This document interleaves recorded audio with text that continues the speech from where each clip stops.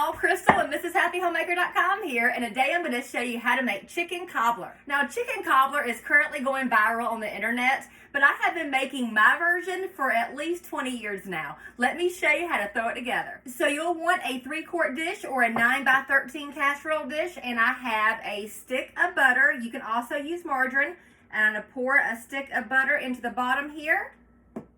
Now, I made a roast chicken for dinner the night before last, and I have a good bit of leftover chicken, so I am going to use that. You can also buy a rotisserie chicken if you don't have leftover chicken, and use that instead. Just pick it off the bone, shred it up, and there you go. Now, I'm going to season this with some salt and pepper, a little bit of garlic powder, a little bit of onion powder. I'm going to give it a little stir. Now I've got a bag of frozen mixed vegetables, still frozen. This is a 1-pound bag.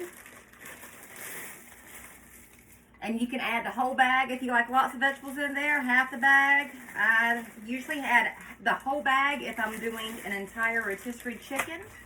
But I am not doing an entire rotisserie chicken right now. I am doing leftovers. So we stir this in.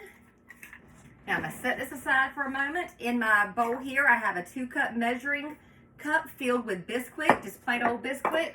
Got that, and I'm going to add 2 cups of milk to that. There's 1 cup.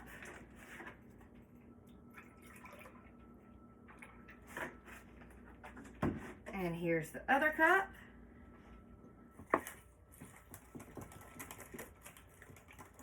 Now to this bowl, I'm going to add 1 can of cream of chicken soup. I like to use the lower sodium version when I can find it.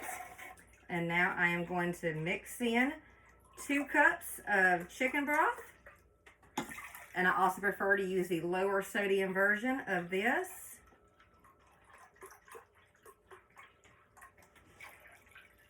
And now I'm going to mix this together. And now I'm just going to pour this over top. Now don't mix it or anything, okay? Now I'm going to pour this Bisquick topping over the entire thing.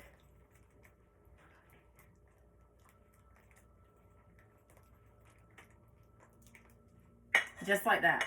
I've got my oven preheated at 350 degrees. I'm going to put this in. I'm going to cook it for 50 to 60 minutes. All right, it is out of the oven and bubbling hot and smelling delicious. I'm going to let this cool for about 10 minutes or so, and then we're going to dig in.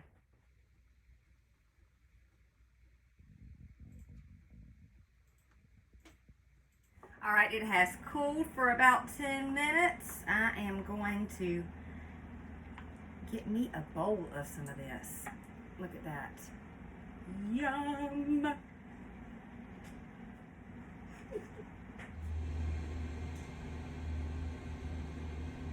Look at that, you guys. Ooh, I probably could have let that cool off for a good 20 minutes because it is still a steaming.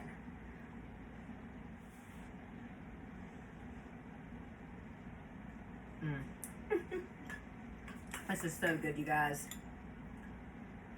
It's basically just chicken pot pie, just made a different way. Chicken cobbler. Man, that's good.